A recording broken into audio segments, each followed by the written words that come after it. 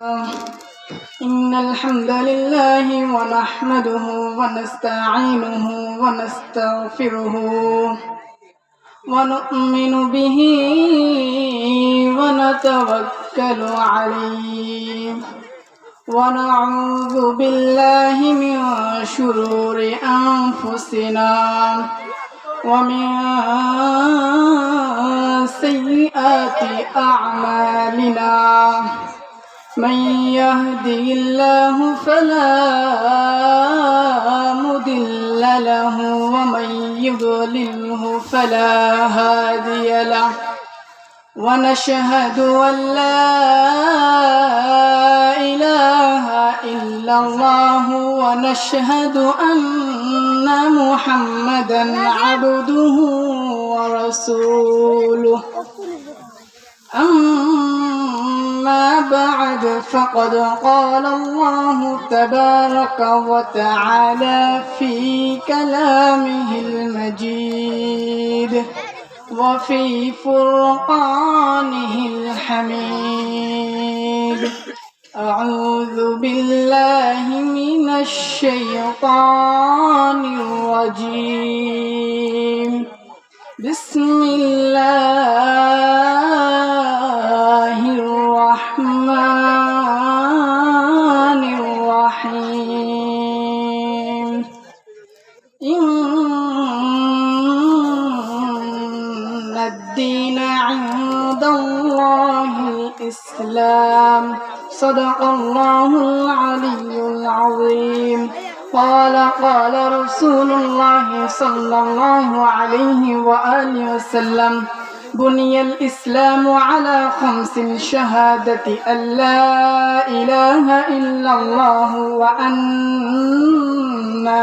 وأن محمدا عبده ورسوله وقيام الصلاة وآتوا الزكاة وحج البيت وصوم رمضان قال رسول الله صلى الله عليه وآله وسلم قال قام قوسين أو أدنى صدق الله العلي العظيم إن الله وملائكته يصلون على النبي يا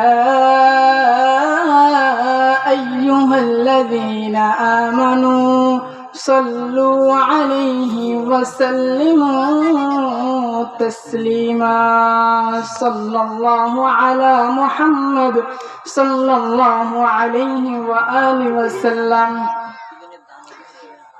সম্মানিত হাজিরিন, মুরব্বী আজম, বুজুর্গান ইকরাম, যুবক ভাইরা, ছোট ছোট বাচ্চারা, এলাকাবাসী সকলকে আমার পক্ষ থেকে সালাম। আসসালামু আলাইকুম ওয়া রাহমাতুল্লাহি ওয়া বারাকাতুহু। সর্বপ্রথম আমরা সকলে মিলে সেই রহমানের রহমতের দরবারে মোহাব্বত সহকারে নিজের আওয়াজকে উঁচু করে সেই রহমানের রহমতের দরবারে মোহাব্বত সহকারে নিজের আওয়াজকে উঁচু করে একবার শুকরিয়া আদায় করি। সকলে বলে আলহামদুলিল্লাহ। আর একটু জোরে বলে আলহামদুলিল্লাহ। সেই রহমতে আলম, নূরে মুজাসসাম, সাহেবানে আদম, রসুলে মুহতাশাম, হুজুর আকরাম, নূরে মুজাসসাম, সাহেবানে আদম সাল্লাল্লাহু আলাইহি ওয়া আলিহি ওয়াসাল্লামের রওজা মুবারকে আমরা মোহাব্বত সহকারে দুরূদ শরীফ পাঠ করি। সকলে বলে সাল্লাল্লাহু আলা মুহাম্মদ সাল্লাল্লাহু আলাইহি ওয়া আলিহি ওয়াসাল্লাম। এই যে দুরূদ শরীফ পাঠ করলাম, এই দুরূদ শরীফ পাঠ করার অনেক ফজিলত হাদিসে মুবারকায় রয়েছে। আল্লাহ পাকের হাবিবে হাবিব সাল্লাল্লাহু আলাইহি ওয়া আলিহি ওয়াসাল্লাম হাদিসে মুবারকায় ফরমান যে মান সাল্লা আলাইয়া সালাতান ওয়াহিদাতান সাল্লাল্লাহু আলাইহি 10 সালাওয়াত। আল্লাহর হাবিব সাল্লাল্লাহু আলাইহি ওয়া আলিহি ওয়াসাল্লাম বলতেছেন, যে ব্যক্তি আমার উপর একবার মোহাব্বত সহকারে দুরূদ শরীফ পাঠ করবে, আল্লাহ রাব্বুল আলামিন তার উপর 10টি রহমত নাযিল করবেন। সুবহানাল্লাহ। এতটুকু বলে থেমে যান নাই। আল্লাহর হাবিব সাল্লাল্লাহু আলাইহি ওয়া আলিহি ওয়াসাল্লাম বলতেছেন ওয়া হুত্তাত আনহু 10 খাতিয়াত, এবং তার থেকে 10টি গুনাহ মোচন করে দিবেন। সুবহানাল্লাহ। তারপর আরো ইরশাদ করেন ওয়ারফিআত লাহু 10 দারাজাত, এবং তার 10টি পদ মর্যাদাকে বৃদ্ধি করে দিবেন। সুবহানাল্লাহ। আজকে বর্তমান জামানায় যুবক ভাইরা প্রায় লোকেরা সম্মান তালাশ করে, অন্বেষণ করে কেমনে আমাকে সম্মান করে যুবকেরা, কেমনে আমাকে যুবকেরা জনগণরা আমাকে কেমনে সম্মান করে। কিন্তু আল্লাহর হাবিব সাল্লাল্লাহু আলাইহি ওয়া সাল্লাম বলতেছেন, ও আমার উম্মতেরা, তোমরা আমার উপরে একবার দুরূদ শরীফ পাঠ করো, সম্মান তোমাদেরকে খুঁজতে হবে না, সম্মান তোমাদেরকে খুঁজবে। তো আমাদের উচিত হাবিব সাল্লাল্লাহু আলাইহি ওয়া সাল্লামের উপর মহব্বত সহকারে দুরূদ শরীফ পাঠ করা। এইভাবে দুরূদ শরীফ পাঠ করা অনেক ফজিলত ও বরকত রয়েছে। যাই হোক, দুরূদ শরীফের প্রতি ফজিলত বয়ান করব না, যে বয়ান করতেছিলাম সেটা বয়ান হচ্ছে আল্লাহ রাব্বুল আলামিন কুরআনুল কারীমের মধ্যে বলেন, ইন্নাদ দীনা ইনদাল্লাহিল ইসলাম। আল্লাহ পাকের পছন্দনীয় ধর্ম হচ্ছে ইসলাম। কি? ইসলাম, যে ধর্মের মধ্যে আমরা রয়েছি। কিন্তু সেই ইসলামের কিছু বৈশিষ্ট্য রয়েছে। ইসলামকে, এই ইসলাম দুনিয়াবি মিসাল আমি বোঝানোর ক্ষেত্রে বলতেছি, এই ইসলামটা একটা বিল্ডিং এর সমপরিমাণ। কার মতো? বিল্ডিং এর মতো। বিল্ডিংকে যেই রকম আমরা উঁচু করার জন্য, লম্বা করার জন্য নিজের মধ্যে ভিত্তি দিতে হয়, তেমনি ভাবে ইসলামকে, ইসলামের উপর প্রতিষ্ঠিত হওয়ার জন্য কিছু আমাদের জন্য ভিত্তি রয়েছে। এই ভিত্তি রাসূল আকরাম সাল্লাল্লাহু আলাইহি ওয়া সাল্লাম হাদিসে মুবারকে বলেন, বুনিয়াল ইসলামু আলা খামসিন শাহাদাতি। ইসলামের মধ্যে 5টি ভিত্তি রয়েছে। কয়টি রয়েছে? 5টি ভিত্তি রয়েছে। আর এই 5টি ভিত্তির উপর প্রতিষ্ঠিত থেকে 5টির উপর জীবনকে বাস্তবায়ন করে যদি আমরা জীবনকে অতিবাহিত করি, তাহলে আমরা ইসলামের উপর প্রতিষ্ঠিত থাকতে পারবো। এখন এই 5টি বিষয় কি, 5টি ভিত্তি কি? যেভাবে বিল্ডিং কে খাড়া করতে হলে কয়েকটা আমাদের ভিত্তি দিতে হয় না, ফাউন্ডেশন, নিচের মধ্যে প্রায় 1 ফ্ল্যাটের মতো কি করতে হয়, ভিত্তি দিতে হয়। তেমনি ভাবে ইসলামে কি একটা যে খাড়া করতে চাই, ইসলামকে প্রতিষ্ঠিত করতে চাই, 5টি ভিত্তি রয়েছে। 5টি ভিত্তির মধ্যে কি? শাহাদাতি আল্লাহ ইলাহা ইল্লাল্লাহু ওয়া আন্না মুহাম্মাদান আবদুহু ওয়া রাসূলুহু। শাহাদাত কি? কালিমা তাইয়্যিবা, আশহাদু আল্লা, কালিমা শাহাদাত, আশহাদু আল্লা ইলাহা ইল্লাল্লাহু ওয়া আন্না মুহাম্মাদান আবদুহু ওয়া রাসূলুহু। এই শাহাদাত, এই শাহাদাতের অর্থ কি, মতলব কি, এটার উদ্দেশ্য কি?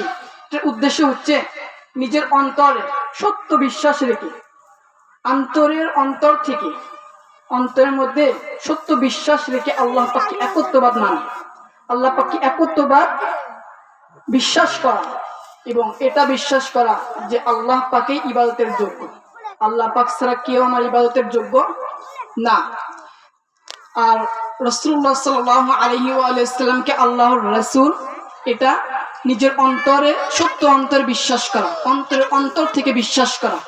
এটার পাশাপাশি মুখ থেকে উচ্চারণ করা আশহাদু আল্লা ইলাহা ইল্লাল্লাহু ওয়া আন্না মুহাম্মাদান আবদুহু ওয়া রাসূলুহু।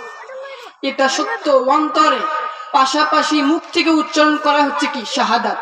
আর এই শাহাদাত একটা কি, ইসলামের প্রতিষ্ঠিত করার একটা ভিত্তি। দ্বিতীয় কি? ওয়া আকিমুস সালাত, নামাজ আদায় করা। কি করা? নামাজ আদায় করা। আল্লাহ রাব্বুল আলামিন কুরআনুল কারীমে বিভিন্ন জায়গায় বলেছেন, ওয়া আকিমুস সালাত, ওয়া আকিমুস সালাত, ওয়া আকিমুস সালাত। ও আমার বান্দারা, নামাজ আদায় করো, নামাজ আদায় করো, নামাজ আদায় করো। বিভিন্ন জায়গায় বলেছেন নামাজ আদায় করো।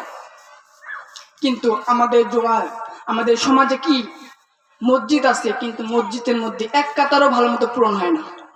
ফজরের নামাজের তো কোনো খবরই নেই, জোহর তাতেও খবর নেই, আসর তাতেও খবর নেই, মাগরিবের সময় কিছু আসে, মাগরিবের সময় কোনো একটু মুসল্লি আসে, এশার সময়ও তো অত খবর নেই। এটাই হচ্ছে আমাদের সমাজ। কিন্তু আল্লাহ রাব্বুল আলামিন প্রায় অনেক জায়গায় বলেছেন, আকিমুস সালাত, বান্দা নামাজ আদায় করো, নামাজ আদায় করো। আর এই নামাজকে অন্যান্য ফরজের থেকে, অন্যান্য ভিত্তিগুলোর থেকে নামাজকে অনেক উচ্চ মর্যাদা দেওয়া হয়েছে, গুরুত্ব দেওয়া হয়েছে। একটু আমার সাথে কথা বলার চেষ্টা করবেন। অন্যান্য যে ফরজ করেছে আল্লাহ রাব্বুল আলামিন উম্মতের জন্য, আল্লাহ রাব্বুল আলামিন তার বান্দার জন্য যে ফরজ করেছে, এই ফরজগুলো কোথায় হয়েছে?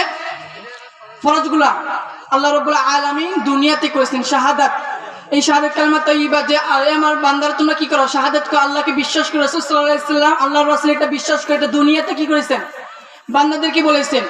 এই যাকাত, এই কটন ফরজ হয়েছে, দুনিয়াতে ফরজ হয়েছে। রোজা দুনিয়াতে ফরজ হয়েছে, আসমান দুনিয়াতে ফরজ হয়েছে। কিন্তু যখন নামাজের সময় আসে, নামাজ যখন ফরজ হওয়ার সময় আসে, তখন আল্লাহ রাব্বুল আলামিন নিজের হাবিবকে সে আসমানে নিয়ে গিয়ে আরশে পার করে সে রাসূলুল্লাহ সাল্লাল্লাহু আলাইহি ওয়া সাল্লামের সাথে আল্লাহ নিজে দেখা করে আল্লাহ রাব্বুল আলামিন এই নামাজটাকে তোহফা দিয়েছেন। এই নামাজটাকে আল্লাহ রাব্বুল আলামিন সে আসমানে গিয়ে তোহফা দিয়েছেন। কয় রাকাত? 50 ওয়াক্ত নামাজ আল্লাহ রাব্বুল আলামিন তার হাবিবকে দিয়েছিল। দিয়ে যখন রাসূলুল্লাহ সাল্লাল্লাহু আলাইহি ওয়াসাল্লাম নিজে আসতেছিলেন, মুসা আলাইহিস সালামের সাথে দেখা, যে ইয়া রাসূলুল্লাহ, ইয়া হাবিবাল্লাহ, আপনি যে আল্লাহর সাথে দেখা করলেন, আল্লাহ আপনাকে কিছু তোহফা দেয় নাই? তখন বললেন, হ্যাঁ, আমার উম্মতের জন্য 50 ওয়াক্ত নামাজ দিয়েছে। তখন মুসা আলাইহিস সালাম বললেন যে 50 ওয়াক্ত নামাজ দিয়েছে, আপনার উম্মতেরা তো পড়তে পারবে না, তো যান আপনি আল্লাহর কাছে যান, যে নামাজকে দিয়ে আবার কমিয়ে নেন। এবার রাসূলুল্লাহ সাল্লাল্লাহু আলাইহি ওয়াসাল্লাম গেলেন মিরাজের মধ্যে, আবার চলে গেলেন আল্লাহর সাথে।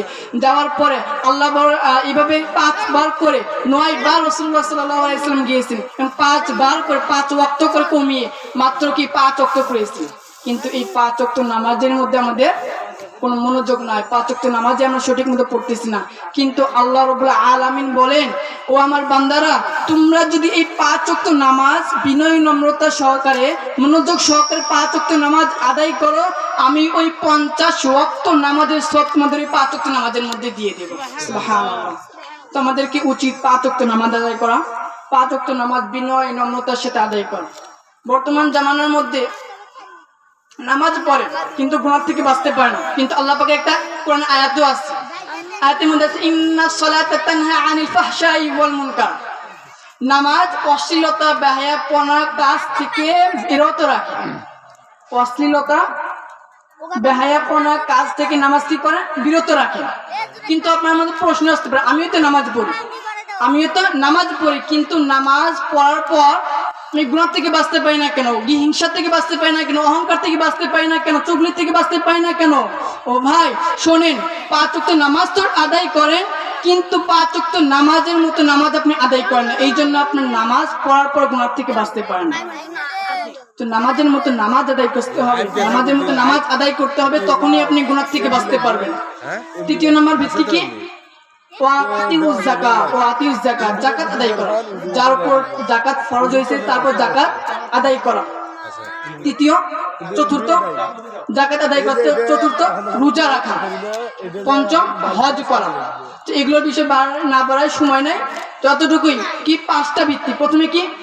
শাহাদাত, দ্বিতীয় নামাজ, তৃতীয় রোজা, চতুর্থ হজ এবং পঞ্চম জাকাত। এই 5টা হচ্ছে কি ইসলামের ভিত্তি। আর এই 5টার উপর প্রতিষ্ঠিত রেখে এই 5টা জীবনের মধ্যে বাস্তবায়ন করে আমরা ইসলামকে কি করতে পারবো? প্রতিষ্ঠিত করতে পারবো। এই 5টার যদি আমরা ভালো মতো আমল করি, এই 5টার উপর যদি আমরা নিজেকে নিজের আমলের মধ্যে নিয়ে আসতে পারি, করে যদি অন্যান্য আমল করে, ইনশাআল্লাহ আমাদের ইসলামটা কি হবে? পরিপূর্ণভাবে আমরা ইসলামে দাখিল হতে পারবো। আমাদের উচিত এই 5টার উপর আমল করে অন্যান্য আমল করা। আল্লাহ রাব্বুল আলামিন আমাদেরকে এখান থেকে যা কিছু শ্রবণ করলাম তা নিজে আমল করা এবং অন্য ইসলামের নিকট পৌঁছে দেওয়ার তৌফিক দান করুন। আখির দাওয়ানা আলহামদুলিল্লাহি রাব্বিল আলামিন। সাদাকাল্লাহু আল-আযীম।